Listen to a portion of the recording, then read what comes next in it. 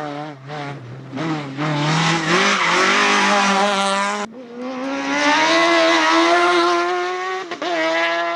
2022 Alekto Irish Hillclimb and Sprint Championship blasted off with its first rounds hosted by the Galway Motor Club in County Clare. Sunday would be a swan song hill climb for local driver Donald Morrissey in his 1955 Buckler Ford Special. He told us some of the history of the event and his car.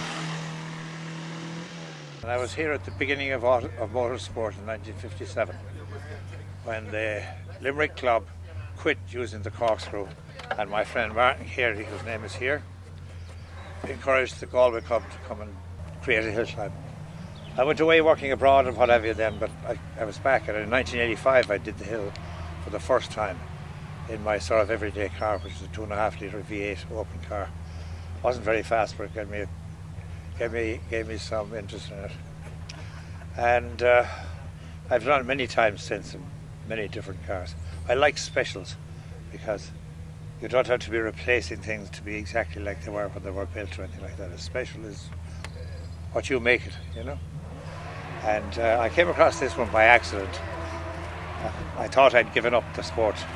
I was racing a very good Riley back in 2016. But this car came up, a friend of mine, Brian Brophy in Galway, died. And he left the remains of one, and I got other bits of whatever. I thought the car was a very good car.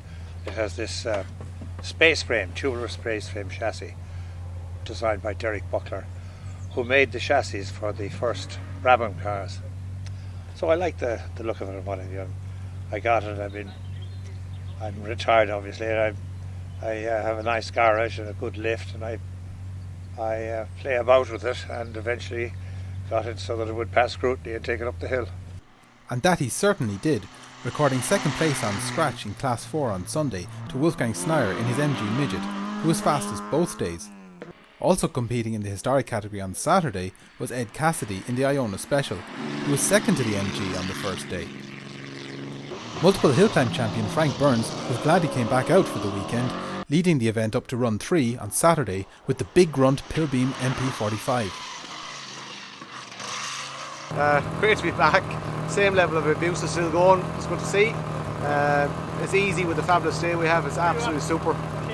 Everything's running well here, and it's. I have to say I'm excited. You know, I'm here for today, and now I'm here for tomorrow as well.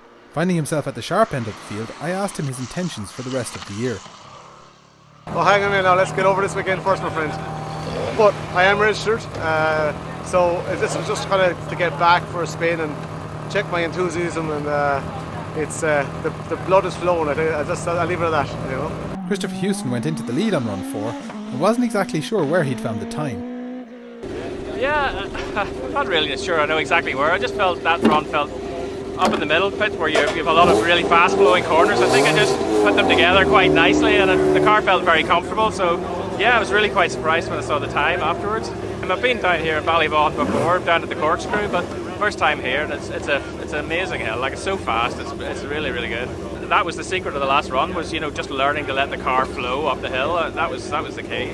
You know, like, if I felt I'd come first, second or third when the first time here, that would have been brilliant. So yeah, really happy. Well, best of luck and enjoy the last run. Thanks very much, Shannon. Coming to get you, Chrissy. That was fighting talk from Burns, but Chris found almost a full second to secure the day with a 56.85 second run. It wasn't an empty threat from Frank. He took the lead on the second run Sunday with a 55.71, but a 54 second third run sealed the double victory for the driver of the nimble OMS.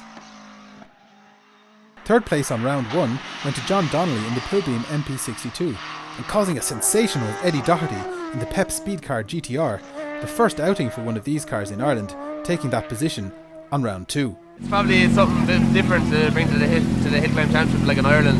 It's the first one in Ireland at the moment, so it was nice to get kind of a clean run in it yesterday, and probably to be a car straight out of the box yesterday and be nearly winning the class is great. Like, so it's probably a great family effort as well, double driving with my own father, so it's nice weekend, and the weather is doing it, so it's great.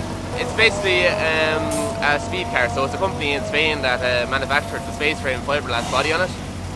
It's a 1000cc bike engine in it, so and away is probably just under 600 kg, so like she's well able to go. It's just the braking and the turning and just the agility of it. Like no matter where you point it, it will go there. So it's the second ever hill. I was first, I done it in a rally car maybe 4 years ago, and this is my first ever time here. So it's great, and it's a great family event, and the community around it is brilliant as well at the same time. So It was a surprise drive for him on his birthday. yeah, 25th birthday yesterday, so it was a nice way like to celebrate it. Dara Fay was back in Class 1 with his Suzuki Swift, in which he scored some spectacular overall results, along with class wins. Kind of went back to Class 1 this year because hoping to kind of get points in the bag. I suppose it's just conscious of maybe the FIA Masters, which I did last year, was kind of driven by the results, and the way things are, you don't know whether there'll be a championship this year or next year, so I decided to go back to Class 1 this year just to try and get as many points in the bag as I can. He really enjoys the FIA Masters events in Europe, which require eligibility from results scored in your class at national events.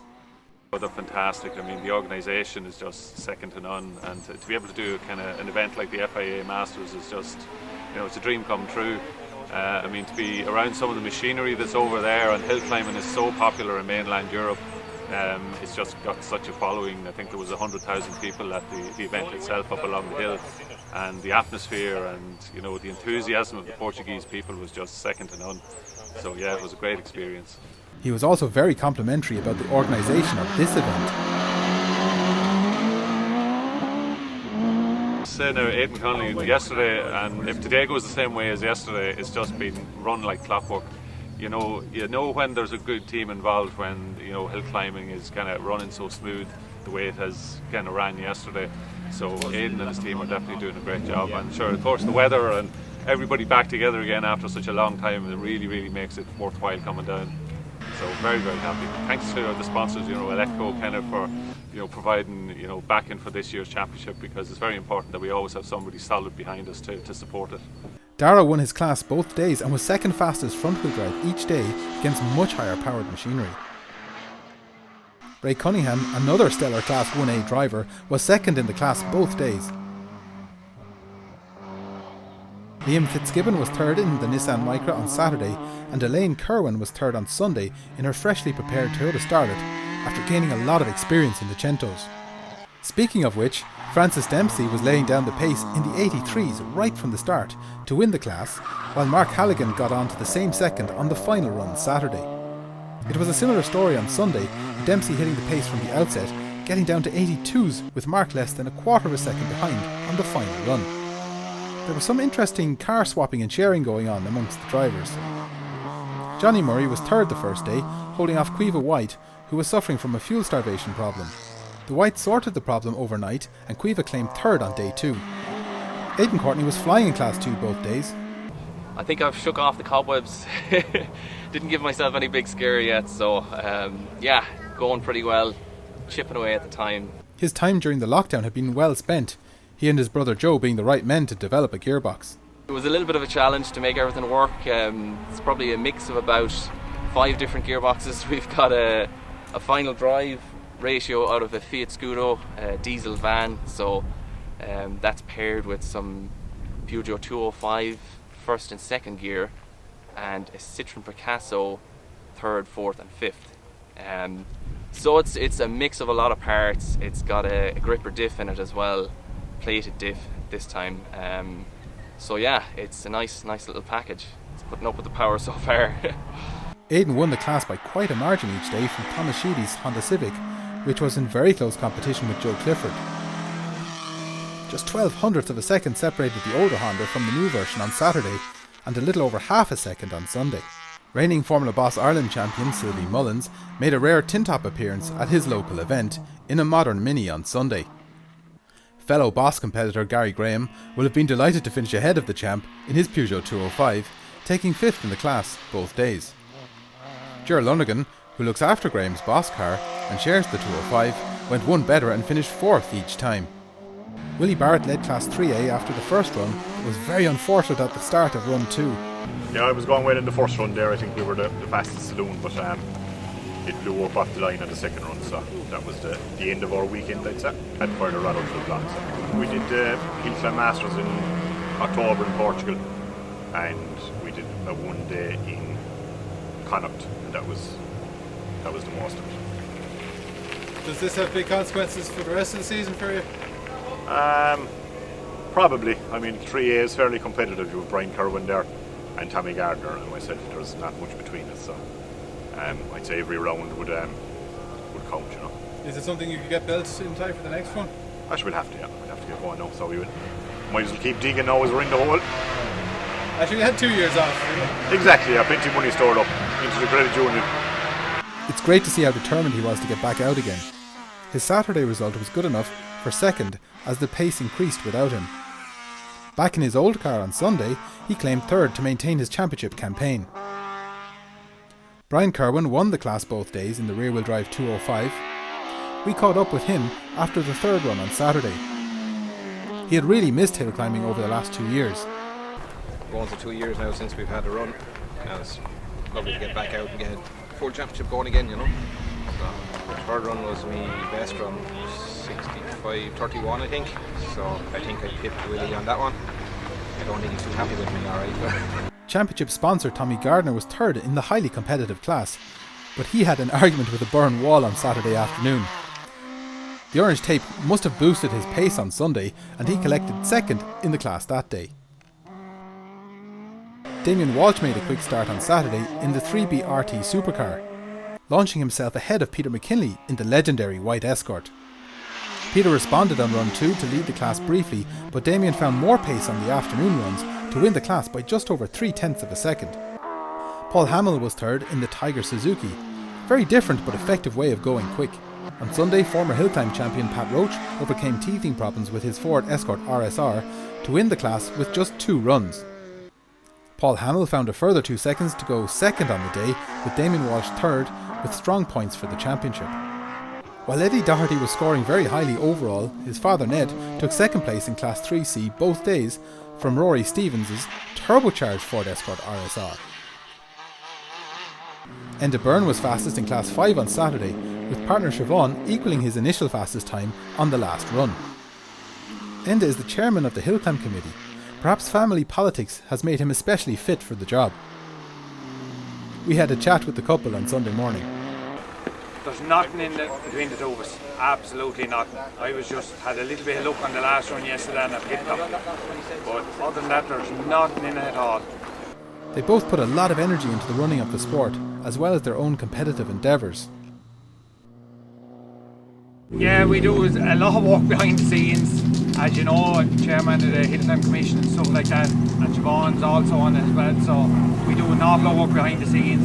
But still, it's nice to get away to the weekend and see the results, the end results, and see what the hard work you've put in. I had to ask, does their competitiveness cause any arguments? The argument is normally who drives home. Yeah. And did you decide, is it the winner drives home or? No. The winner sits in the passenger seat. Yeah, loser drives home.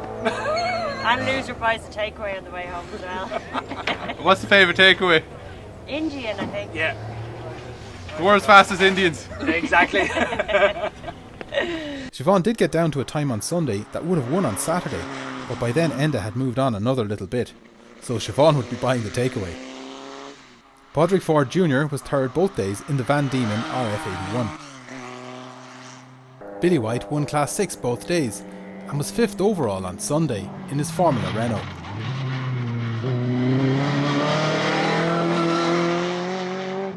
Catherine Donnelly was second on each occasion, but her Sunday pace would have been enough to lead on Saturday in the Delta T91. Thomas Corey was third each day with the Reynard SF80. Russell Stanworth was 4th in Class 7 on Saturday, with the top 3 taking those positions overall in the event also. On Sunday, he was 3rd in the class with another 4th overall, with Eddie Doherty's 3C car slotting in ahead of him. Seamus Anderson took 2 class wins with the Ford Anglia 105E, chased both days by Andy Purser's Peugeot 205 in Rally Class 8A. Andrew Farmer upheld Twin Cam honour, winning Rally Class 8B both days. Shane Kenny was 2nd on Saturday and 3rd on Sunday in a Mark II Escort.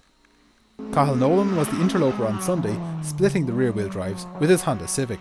Sean Lillis was the sole entrant in Class 9A with his Ford Escort Mark II, but would have been pleased to finish ahead of the McKinley Escort on Saturday overall, and in the top 20 both days.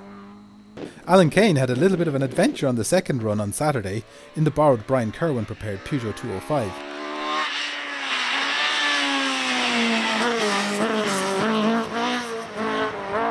I just thought I'd get a clean run for the second run now and get a bit more knowledge of it, but she got away on me and not been used to her. Well, that's my excuse anyway, not been used to her.